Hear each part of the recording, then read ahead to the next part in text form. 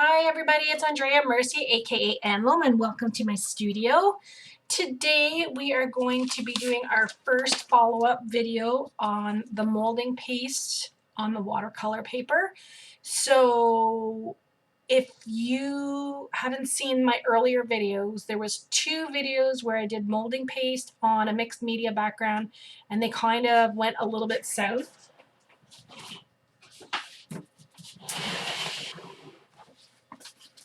They're right here. So let's see if I can show you. See, I don't know if you can see here, the molding paste started to lift off the background because it couldn't stick to the substrate. So I had said in these 2 videos that I would come back and do another set of them on a proper watercolor background. So the 3rd video, which was my last video, I just put molding paste on 3 different pieces of watercolor paper, and 3 videos are going to come out of that. This one, which is white on white.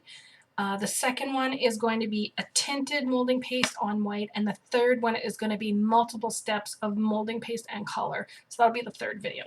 So we are here getting ready to do the first follow-up video, white on white.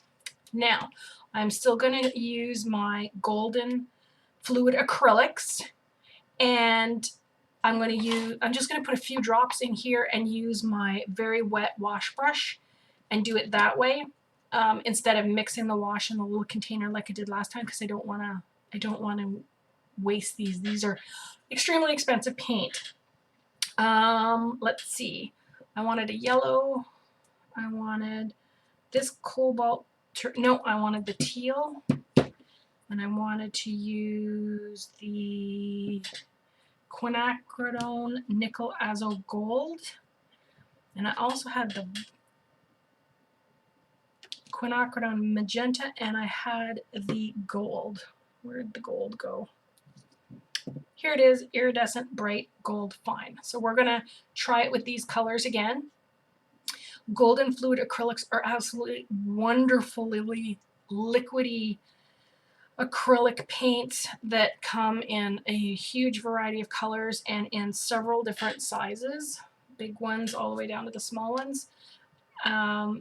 They're light fast, color fast. You can mix them with any medium. They can tint molding paste, they can tint matte medium, they can tint polymer gels, they can be used with pouring mediums. They blend so well.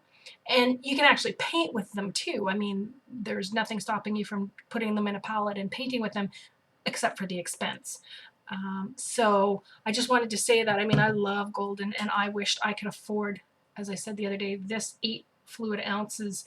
It was listed at $75 before shipping. I didn't pay that for it. However, they're very expensive, and I hope one day to be able to afford them in larger containers.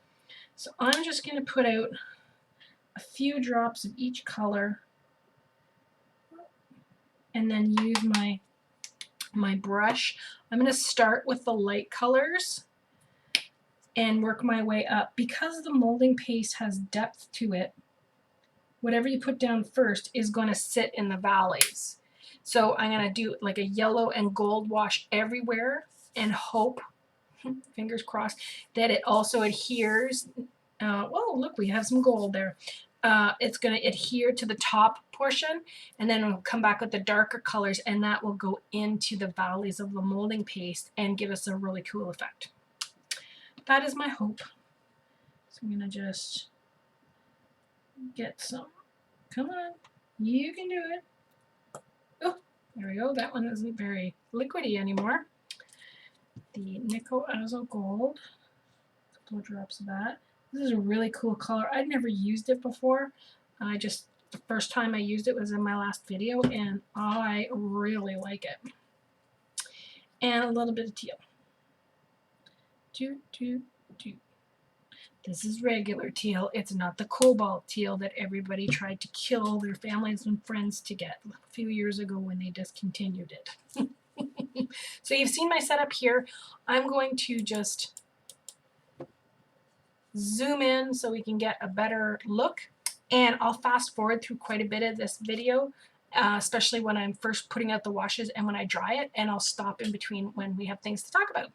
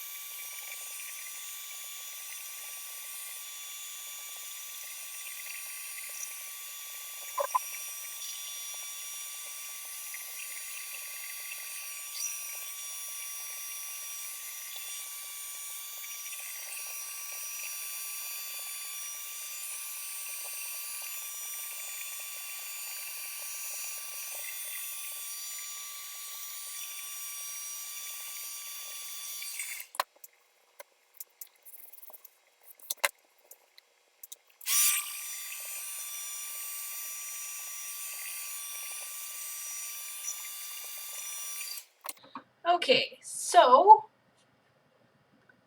super cool. Now notice that there's a little bit of lifting, just a tad, but I wanted to reassure you, when I did this one the other day, when I showed the it had so lifted, but as it dried overnight over the last 2 days, I've noticed that it's flattened itself out a little bit again, as the moisture has been sucked out of the paper and sucked out of the molding paste. In a lot of places where it was really, really bad, it's gone down flat again and only had these little wrinkles in it now instead of the whole mess. It kind of looked diseased before, but now it's flattened out. So I have much hope that this little bit here of buckling that's going on around the edges here will actually, once this is completely dried and the paper is dry and the molding paste is completely dried after 24 or 48 hours, it will soak back down. Not soak, it will recede back down into the paper and won't be as visible as it is. And again, this is a background, so this is texture, and put other things on top of it, so a lot of the stuff will be covered up, so it doesn't really matter because it's part of the background. Now, I may do a fourth video and I'll do the exact same thing as this, except I'm a little bit peeved at myself. I should have gessoed one of these so that we could have seen the difference, but I didn't think about it before I started slapping on the wash. I'm not sure what this is. Is this just really wet, or I don't know what that is. Oh well. Hopefully it's going to get covered up with the blue, because that's what we're going to do next. I'm going to do some blue. I'm going to drop it in the middle of the flowers and see if I can get it to go out. I don't want it here. I just want it kind of in the middle of the flowers so that it accentuates it a little bit. So let's see what happens. Add some water to this. Stir this around a bit with my nice wash brush and see what happens. I'm very scared. So just putting out the blue, watering it down. Oh, I did the same thing again with this. If I tilt it away from 90 degrees, the water gets out of the little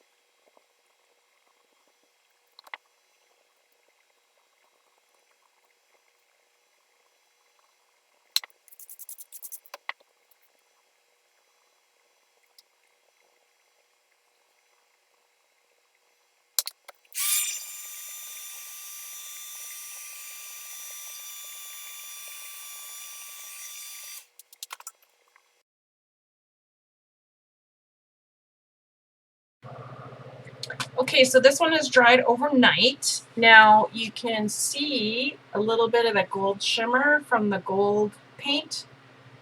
I think it was called Iridescent Gold Fine. So I like that. I don't like the way it became muddy, and I don't particularly like the way the green and that kind of, the blue faded into this kind of yucky green. The first one that I did with these blues, with the acrylic paint, came out much better than the ones that I use with the golden fluid. So for the next one that I do with the colored paste on the white background, I'm going to go back to the acrylic paints and see if I can recreate that a little bit better on the watercolor, because this one was much smoother. I don't know. Anyways, parts of this I really like. Like I love in here where you can really, can you see the iridescence there? Yeah, that's really cool. I really like this. I like this over here, and there's some other parts over here that I like. I'm a little bit disappointed that the molding paste buckled again and started to lift, although none of it actually lifted off like it did on the cardstock. Like this one actually peeled right off. This one didn't, but it's still lifting a little bit more than I liked. So gonna try again in the next video, but a lot of this can be used for collage. So we're getting there. So if you like this video, give it a thumbs up or subscribe right here and leave any comments in the dibbly-doo. And the next one will be the yellow molding paste on the white background, and I'm going to go back and use the same paints that I used for this one, the blues. And then the third one will be molding paste with different layers. So we'll go molding paste, color, molding paste. And I'm going to do that fourth one. I'm going to do 2 more of these flowers, one gessoed, and this one won't be gessoed. And we'll finally answer the question about that. Maybe that gesso will prevent the buckling. Anyways, see you soon. Bye.